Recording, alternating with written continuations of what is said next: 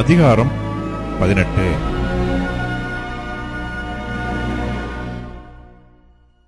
தேவன் மோசேக்கும் தமது ஜனமாகிய இஸ்ரவேலுக்கும் செய்த யாவையும் கர்த்தர் இஸ்ரவேலை எகிப்திலிருந்து புறப்பட பண்ணினதையும் மீதியானில் ஆசாரியனாயிருந்த மோசேயின் மாமனாகிய எத்திரோ கேள்விப்பட்டபோது, மோசேயின் மாமனாகிய எத்திரோ மோசேயினாலே திரும்பி அனுப்பிவிடப்பட்டிருந்த அவன் மனைவியாகிய சிப்போராளையும் அவளுடைய 2 குமாரரையும் கூட்டிக் கொண்டு பிரயாணப்பட்டான்.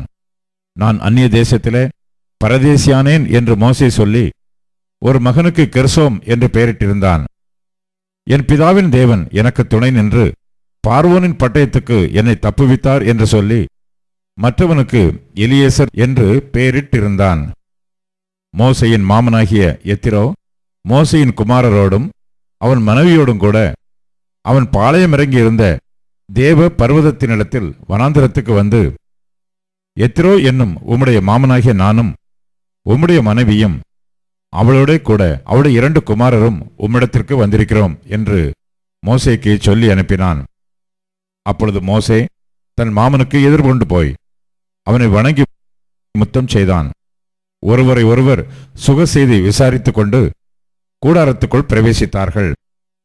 பின்பு மோசே கர்த்தர் இஸ்ரவேலி நிமித்தம் பார்வோனுக்கும் எகிப்தியருக்கும் செய்த எல்லாவற்றையும், வழியிலே தங்களுக்கு நேரிட்ட எல்லா வருத்தத்தையும், கர்த்தர் தங்களை விடுவித்து ரட்சித்ததையும் தன் மாமனுக்கு விவரித்துச் சொன்னான்.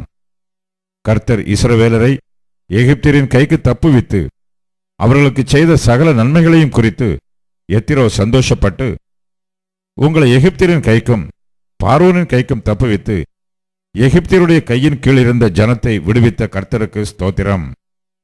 கர்த்தர் எல்லா தேவர்களை பார்க்கிலும் பெரியவர் என்பதை இப்பொழுது அறிந்திருக்கிறேன்.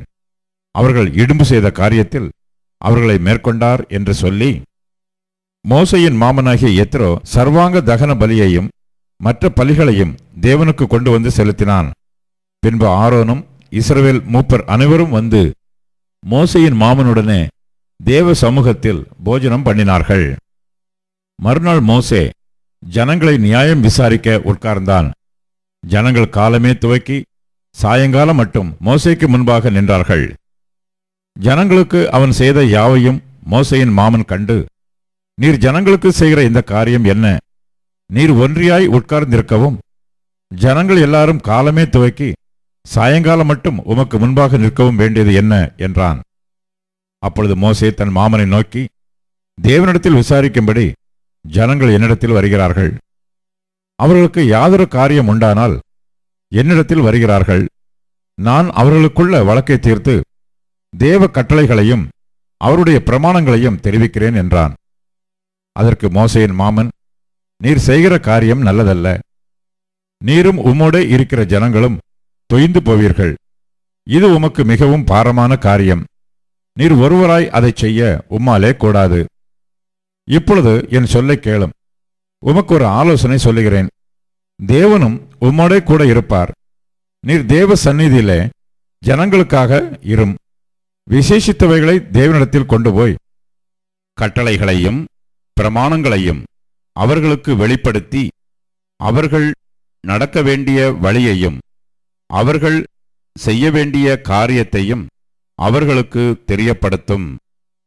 ஜனங்கள் எல்லாருக்குள்ளும் தேவனுக்கு பயந்தவர்களும் உண்மை உள்ளவர்களும் பொருளாசையை வெறுக்கிறவர்களுமான திறமையுள்ள மனிதரை தெரிந்து கொண்டு அவர்களை 1000 பேருக்கு அதிபதிகளாகவும் 100 பேருக்கு அதிபதிகளாகவும் 50 பேருக்கு அதிபதிகளாகவும் 10 பேருக்கு அதிபதிகளாகவும் ஏற்படுத்தும். அவர்கள் எப்பொழுதும் ஜனங்களை நியாயம் விசாரித்து பெரிய காரியங்கள் யாவையும் உம்மிடத்தில் கொண்டு வரட்டும். சிறிய காரியங்கள் யாவையும் தாங்களே தீர்க்கட்டும். இப்படி அவர்கள் உம்மோடே கூட இந்த பாரத்தை சுமந்தால் உமக்கு லகுவாய் இருக்கும். இந்த பிரகாரம் நீர் செய்வதும் இப்படி தேவன் உமக்கு கட்டளையிடுவதும் உண்டானால் உம்மாலே தாங்கக்கூடும். இந்த ஜனங்கள் எல்லாரும் தாங்கள் போகும் இடத்துக்கு சுகமாய் போய் சேரலாம் என்றான். மோசே தன் மாமன் சொல் கேட்டு அவன் சொன்னபடியெல்லாம் செய்தான். மோசே இஸ்ரவேலர் எல்லாரிலும் திறமையுள்ள மனிதரை தெரிந்து கொண்டு அவர்களை 1000 பேருக்கு அதிபதிகளாகவும் 100 பேருக்கு அதிபதிகளாகவும் 50 பேருக்கு அதிபதிகளாகவும் 10 பேருக்கு அதிபதிகளாகவும் ஜனங்கள் மேல் தலைவராக்கினான். அவர்கள் எப்பொழுதும் ஜனங்களை நியாயம் விசாரித்தார்கள். வருத்தமான காரியங்களை மாத்திரம் மோசேயினிடத்தில் கொண்டு வந்தார்கள். சிறிய காரியங்களையெல்லாம் தாங்களே தீர்த்தார்கள். பின்பு மோசே தன் மாமனை அனுப்பிவிட்டான். அவன் திரும்ப தன் தேசத்துக்கு போய்விட்டான்.